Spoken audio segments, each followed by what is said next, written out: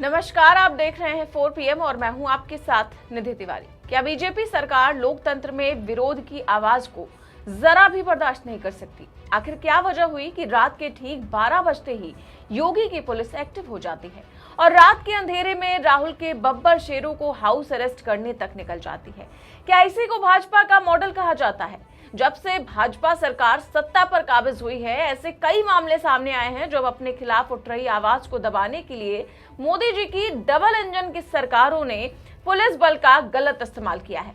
लेकिन इस बार मामला मोदी जी के संसदीय क्षेत्र का है। सोचिए, प्रधानमंत्री के संसदीय क्षेत्र में पुलिस द्वारा जो दमन किया गया वो देखने वाला है, क्योंकि दिन के उजाले में जो पुलिस ने किया वो तो सबने देखा, लेकिन रात के अंधेरे में जिस तरह से विपक्षी आवाजों को दबाने की कोशिश हुई वो सबके सामने नहीं आया। तो आखिर ऐसा क्या हुआ कि पुलिस को रातों रात विपक्षी नेताओं को पकड़ने के लिए भेजा गया? सब कुछ बताएंगे आपको अपनी इस रिपोर्ट में। तो भाजपा सरकार में लोकतंत्र की हालत कितनी खराब हो चुकी है और ये सरकार विरोध से कितना ज्यादा डरती है, ये आप इस तस्वीर से समझ सकते हैं।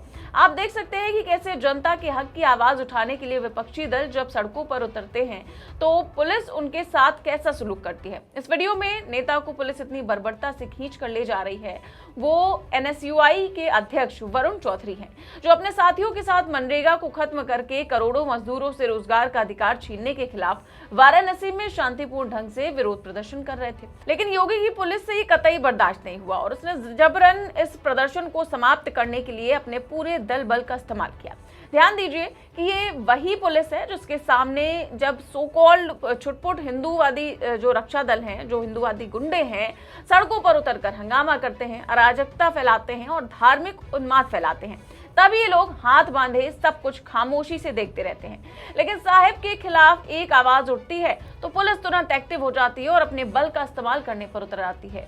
अब देखिए, जब पुलिस की बर्बरता का ये वीडियो वायरल हुआ तो उसे सबने देखा। यहाँ तक कि कांग्रेस नेता प्रियंका गांधी ने भी इस वीडियो को शेयर करते हुए सोशल मीडिया पर लिखा कि मनरेगा को खत्म करके करोड़ों मजदूरों से रोजगार का अधिकार छीनने के खिलाफ वाराणसी में शांतिपूर्ण ढंग से प्रदर्शन कर रहे NSUI के छात्रों पर बर्बरतापूर्ण, बलपूर्वक एवं गिरफ्तारी अत्यंत निंदनीय है। हम कड़े शब्दों में इस कायरतापूर्ण कार्रवाई की निंदा करते हैं।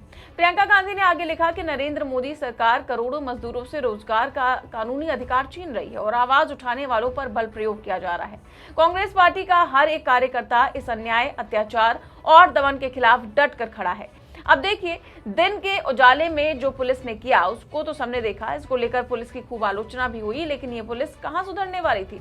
यही पुलिस रात के अंधेरे में भी एक्टिव हो जाती है और NSUI के अन्य छात्र नेताओं के घर पर धावा बोल देती है, जिन्होंने मनरेगा योजना में बदलाव के खिलाफ प्रदर्शन किया था। दैनिक भास्कर में छपे इस रिपोर्ट के अनुसार वाराणसी में NSUI द्वारा प्रस्तावित एक सभा से पहले पुलिस प्रशासन ने कांग्रेस और NSUI से जुड़े कई कार्यकर्ताओं के घरों पर पहुंचकर उन्हें हाउस अरेस्ट कर लिया। ये कार्रवाई शहर के विभिन्न थाना क्षेत्रों में की गई। पुलिस की इस कार्रवाई को लेकर कांग्रेस ने कड़ा विरोध दर्ज कराया और इसे लोकतांत्रिक अधिकारों का हनन बताया।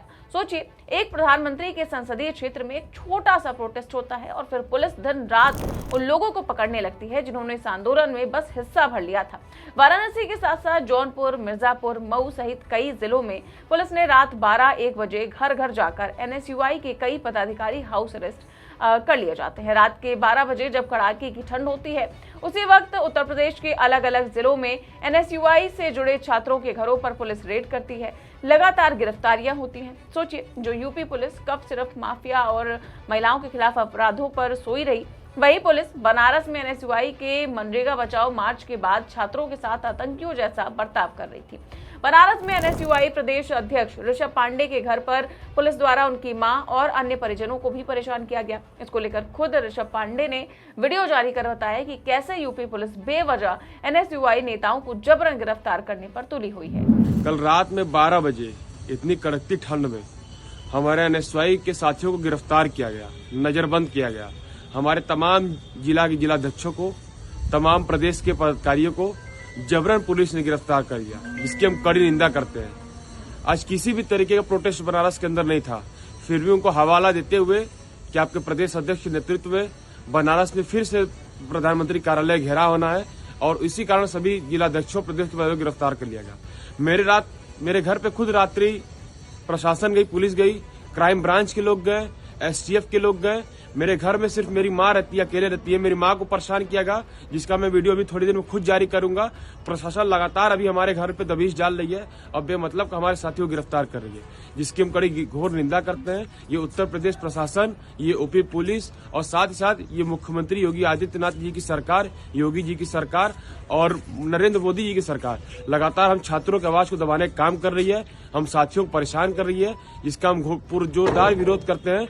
और याद रहे कि प्रधानमंत्री जी नरेंद्र मोदी जी और योगी आदित्यनाथ जी, ये सरकार आती जाती रहेगी, पर अब छात्रों का आवाज नहीं दबा पाएंगे। एक बड़े आंदोलन का हम सभी मिलकर आगाज करेंगे। हम सभी लड़ाई लड़ने के लिए तैयार हैं, पर इस तरीके से हम नौजवान साथियों को, हम छात्रों को और हमारे अनुयायी साथियों को परेशान करना बंद करिए। हम आम छात्र हैं, हम सभी पढ़ने लिखने वाले छात्र हैं। इस तरीके से हमारे घर पुलिस भेज के रात में नजर बंद करके बेफिजूल का मुकदमा लादने से हम डरने वाले नहीं हैं, क्योंकि हम राहुल गांधी के बब्बर शेर हैं। तो एक तरफ जहां NSUI नेताओं को गिरफ्तार करने की बात सामने आई, वहीं मीडिया में छपे रिपोर्ट्स के मुताबिक NSUI की ओर से एक सभा आयोजित करने की योजना थी। सभा से पहले ही पुलिस ने एहतियातन कार्रवाई करते हुए कई कांग्रेस कार्यकर्ताओं को उनके घरों में नजरबंद कर दिया। इस दौरान BHU के लंका गेट और प्रधानमंत्री जनसंपर्क कार्यालय के बाहर भी भारी पुलिस बल तैनात रहा, जिससे पूरे इलाके में सुरक्षा व्यवस्था कड़ी दिखाई दी। मतलब एहतियातन पुलिस ने इतनी बड़ी कार्रवाई करते हुए गिरफ्तारियां की और प्रधानमंत्री कार्यालय को छावनी में तब्दील कर दिया। मतलब बिना किसी गुनाह के इस तरह का व्यवहार किया गया। कांग्रेस के महानगर अध्यक्ष राघवेंद्र चौबे ने कहा कि वाराणसी में बिना किसी ठोस कारण के कांग्रेस जनों को लगातार हाउस अरेस्ट किया जाना बेहद निंदनीय है। उन्होंने आरोप लगाया कि शांतिपूर्ण और लोकतांत्रिक गतिविधियों को पुलिसिया दमन के जरिए दबाने का प्रयास किया जा रहा है, जो अलोकतांत्रिक और तानाशाही प्रवृत्ति को दिखाता है। राघवेंद्र चौबे ने कहा कि भारतीय राष्ट्रीय कांग्रेस हमेशा संविधान, लोकतंत्र और जन अधिकारों की रक्षा के लिए संघर्ष करती रही है, लेकिन प्रधानमंत्री के संसदीय क्षेत्र वाराणसी में जिस तरह से कांग्रेस कार्यकर्ताओं और नेताओं को बिना कारण बताए नजरबंद किया जा रहा है, वो अभिव्यक्ति की स्वतंत्रता और मौलिक अधिकारों का खुला उल्लंघन है। उन्होंने कहा कि प्रदेश और केंद्र की सरकारें अब लोकतांत्रिक विरोध से घबरा चुकी हैं। जनता की आवाज उठाने वालों को डराने, धमकाने, दबाने और चुप कराने के लिए पुलिस का दुरुपयोग किया जा रहा है। ये रवैया न केवल कांग्रेस कार्यकर्ताओं के साथ अन्याय है, बल्कि देश के लोकतंत्र के लिए भी एक गंभीर खतरा है। महानगर अध्यक्ष ने चेतावनी देते हुए कहा कि कांग्रेस इस दमनकारी हथकंडों से डरने वाली नहीं है। अगर पुलिसिया उत्पीड़न तत्काल बंद नहीं किया गया तो इस पूरे मामले को मानवाधिकार आयोग और न्यायपालिका के समक्ष ले जाकर लोकतांत्रिक और संवैधानिक तरीके से न्याय की लड़ाई लड़ी जाएगी। ये पूरा घटनाक्रम सिर्फ एक विरोध प्रदर्शन को दबाने की कहानी नहीं है, बल्कि ये उस डर और असहिष्णुता की तस्वीर है जो आज सत्ता के गलियारों में साफ दिखाई देती है। लोकतंत्र की असली पहचान ये होती है कि सरकार आलोचना को सुने, सवालों का जवाब दे और जनता की आवाज को सम्मान दे। लेकिन वाराणसी से लेकर मऊ, जौनपुर और मिर्जापुर तक जिस तरह रात के अंधेरे में छात्रों और युवाओं के घरों पर पुलिस भेजी गई, हाउस अरेस्ट किया गया और परिवारों को डराया गया, ये साफ बताता है कि सरकार अब संवाद नहीं दमन की भाषा बोल रही है। मनरेगा जैसे करोड़ों गरीब और मजदूर परिवारों से जुड़े मुद्दे पर शांतिपूर्ण विरोध करना कोई अपराध नहीं है, ये संविधान प्रदत्त अधिकार है। मगर जब सत्ता से सवाल पूछने पर पुलिसिया कार्रवाई, गिरफ्तारियां और नजरबंदी ही जवाब बन जाए तो ये लोकतांत्रिक व्यवस्था पर सीधा हमला है। प्रधानमंत्री के संसदीय क्षेत्र में इस तरह का बर्ताव दिखाता है कि सरकार को अपनी छवि से ज्यादा डर जनता की आवाज से लगने लगा है।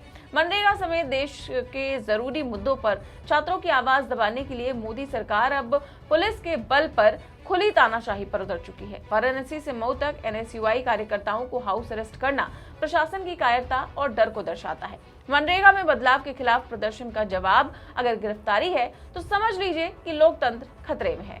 इस पूरी खबर पर आपकी जो भी राय है हमें कमेंट बॉक्स में अपनी राय जरूर दें। चैनल को सब्सक्राइब भी करें और ज्वाइन भी करें। नमस्कार।